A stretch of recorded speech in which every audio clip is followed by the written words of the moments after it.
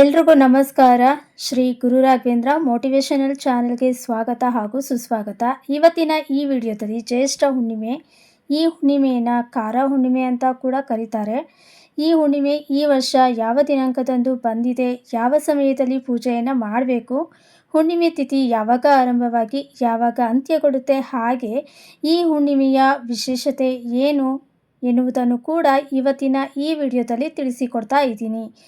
ಹಾಗಾದರೆ ಬನ್ನಿ ವಿಡಿಯೋನ ಶುರು ಮಾಡೋಣ. ಈ ಜ್ಯೇಷ್ಠ ಮಾಸದಲ್ಲಿ ಬರುವಂಥ ಹುಣ್ಣಿಮೆಯನ್ನು ನಾವು ಜ್ಯೇಷ್ಠ ಹುಣ್ಣಿಮೆ ಅಥವಾ ಕಾರ ಹುಣ್ಣಿಮೆ ಅಂತ ಕರಿತೀವಿ. ಈ ಹುಣ್ಣಿಮೆ ವಿಶೇಷ ಏನು ಅಂತಂದರೆ ವಟ ಸಾವಿತ್ರಿ ವ್ರತವನ್ನು ಆಚರಣೆ ಮಾಡಬೇಕಾಗತ್ತೆ. ಅಂದರೆ ಈ ವಟ ಸಾವಿತ್ರಿ ವ್ರತದ ದಿವಸ ತನ್ನ ಪತಿಯ ಆಯಸ್ಸು ಅಭಿವೃದ್ಧಿಗೋಸ್ಕರ ಉಪವಾಸ ಇನ್ನು ವ್ರತವನ್ನು ಆಚರಣೆ ಮಾಡಬೇಕಾಗತ್ತೆ. ಆಲದ ಮರದ ಪೂಜೆಯನ್ನು ಮಾಡಿ ಪ್ರದಕ್ಷಿಣೆಯನ್ನು ಹಾಕಿ ವ್ರತವನ್ನು ಆಚರಣೆ ಮಾಡಬೇಕು. ಅದನ್ನು ಯಾವ ರೀತಿ ಆಚರಣೆ ಮಾಡಬೇಕು ಅಂತ ಮುಂಬರುವ ವಿಡಿಯೋಗಳಲ್ಲಿ ತಿಳಿಸಿಕೊಡ್ತೀನಿ.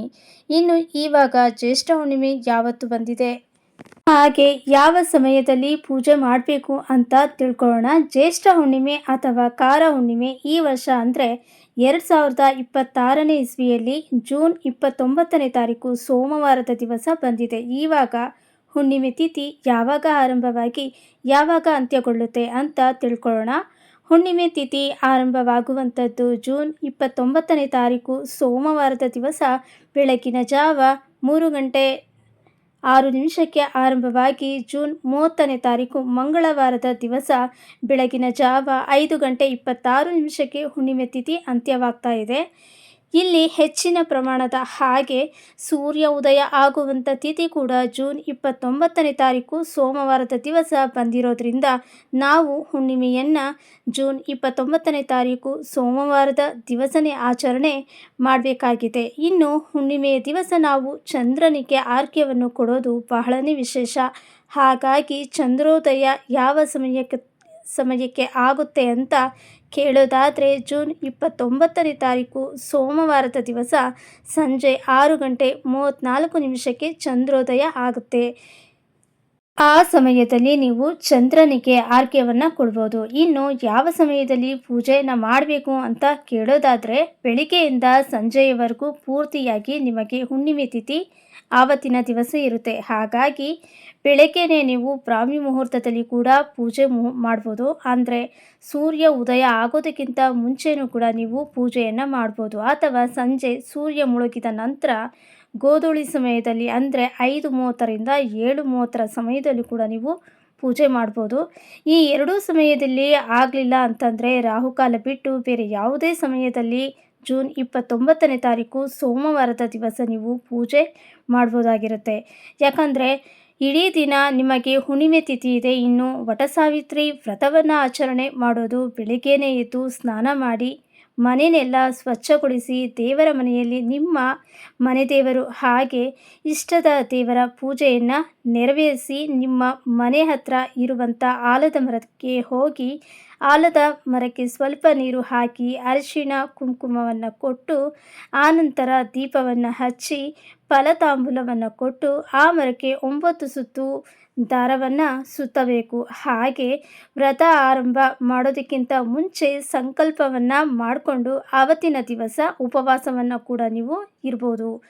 ಆಲದ ಮರಕ್ಕೆ ಧೂಪ ದೀಪ ನೈವೇದ್ಯ ಮಾಡಿದ ನಂತರ ಅಲ್ಲಿ ಬಂದಿರುವಂಥ ಮುತ್ತೈದೆಯರಿಗೆ ಒಂದು 5 ಜನಕ್ಕೆ ಅಥವಾ 3 ಜನಕ್ಕೆ ಅರಿಶಿಣ ಕುಂಕುಮ ಫಲತಾಂಬೂಲವನ್ನು ಕೊಟ್ಟು ಆನಂತರ ನೀವು ಮನೆಗೆ ಬರ್ಬೋದು. ಇನ್ನು ಯಾರಿಗೆಲ್ಲ ಆಲದ ಮರಕ್ಕೆ ಹೋಗಿ ಪೂಜೆಯನ್ನು ಸಲ್ಲಿಸೋದಕ್ಕೆ ಆಗೋಲ್ಲ ಅಂಥವರು ಆಲದ ಮರದ ಎಲೆಯ ಮೇಲೆ ತುಪ್ಪದ ದೀಪವನ್ನು ಹಚ್ಚಿದರೆ ಕೂಡ ಬಹಳ ವಿಶೇಷ ಫಲಗಳನ್ನು ನೀವು ಆವತ್ತಿನ ದಿವಸ ಪಡಿಬೋದು.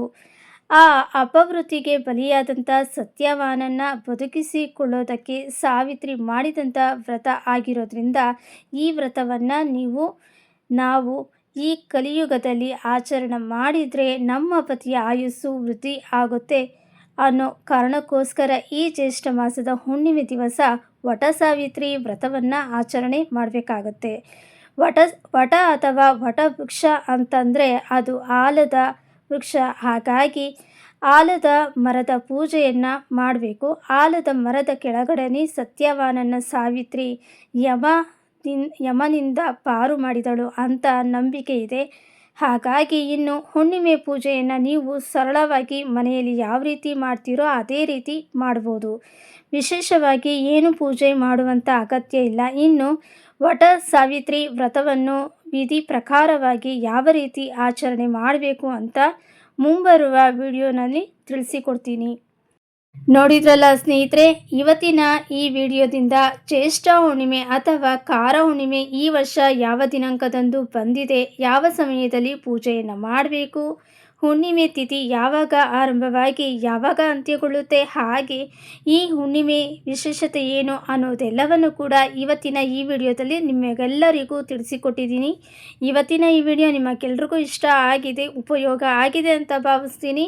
ಮತ್ತು ಮುಂಬರುವಂಥ ವಿಡಿಯೋಗಳಲ್ಲಿ ಖಂಡಿತ ಸಿಗ್ತೀನಿ. ಧನ್ಯವಾದಗಳು.